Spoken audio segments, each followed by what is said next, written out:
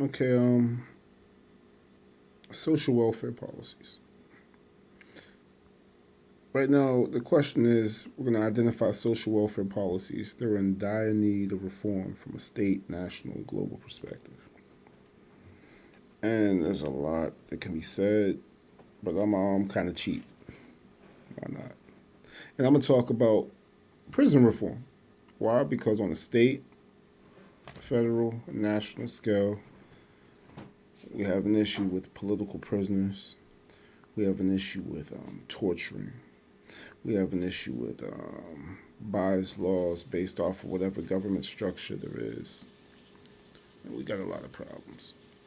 But what I'm going to do is I'm going to give you a picture real quick on a state level. Imagine you lived in a small town America. You may have been, let's say, a coal miner, or you may have worked in the mill. Hey, you might have just been, a farmer or whatever. But for whatever reason, whatever you were farming, nobody wanted to buy no more, or the mill shut down. Or if you was a coal miner and the mill shut down, you was really hit because ain't nobody using your coal. Right? So your city's bankrupt. You had people who had what's it called, black lung. You had people who were kind of sick, couldn't get by with that. So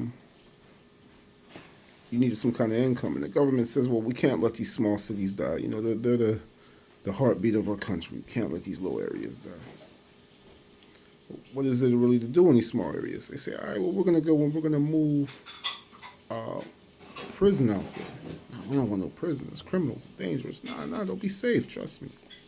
So they build a prison out there. So guess what? You have a whole bunch of people who become COs. They may not have people skills. They may never even been around minorities, but guess what? The COs now.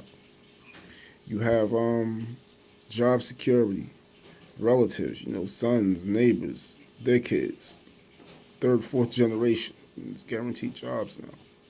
Family want to visit these prisoners? Yeah, we'll build some motels. More money. People have to come up and go to these shopping districts. And plus, now they're just big money.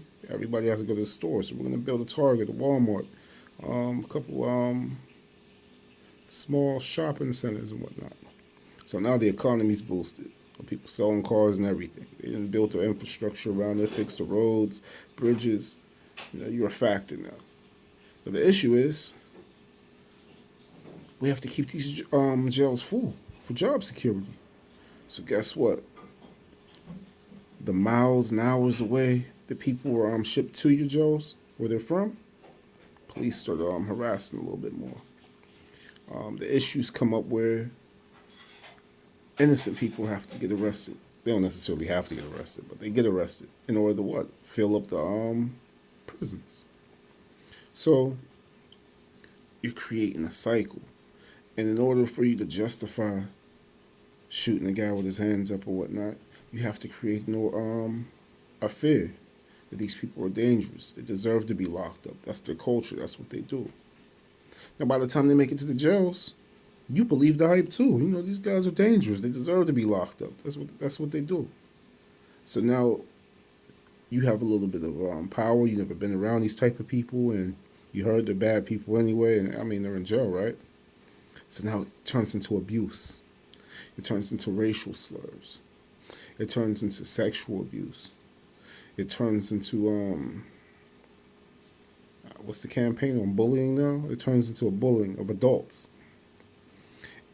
And it even waters down to making sure individuals don't get proper health care, because when we move from on a state level and even to the federal level, you have private institutions. And of course, their job is to make money off this stuff. So they have to make sure they're going to cut the costs that usually would make sure that you get proper food, proper medicine, things that are not just testers and generic, clothes that don't fall apart.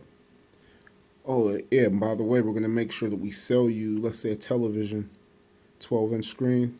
Let's sell it to you for about 300. You might be able to get it in the street for 50, but we're gonna sell it to you for 300. You want it, right?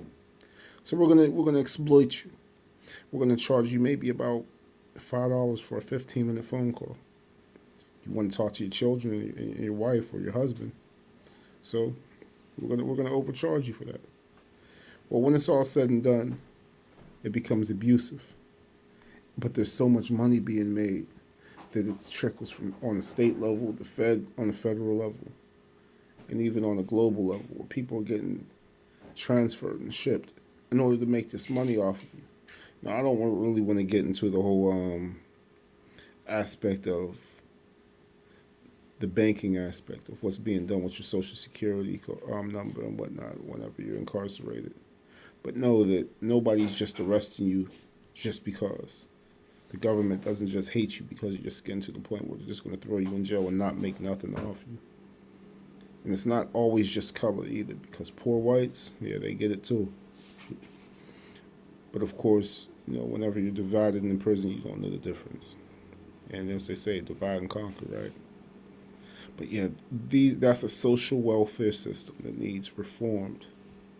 The laws need reformed. The sentencing needs reformed. The treatment needs reformed. People need to get proper health care, be treated other than an animal, treated like a person. Shouts to Mumia Abu Jamal, who's fighting for his life right now based off of poor health care, political prisoner. So, I mean, this is something I'm passionate about, but it's something that affects probably almost everybody who sees this, because everybody has somebody that they know or they're related to that's inside of a prison right now. So, yeah, that's an aspect of social welfare that I feel needs reformed from the bottom up and from the top back down.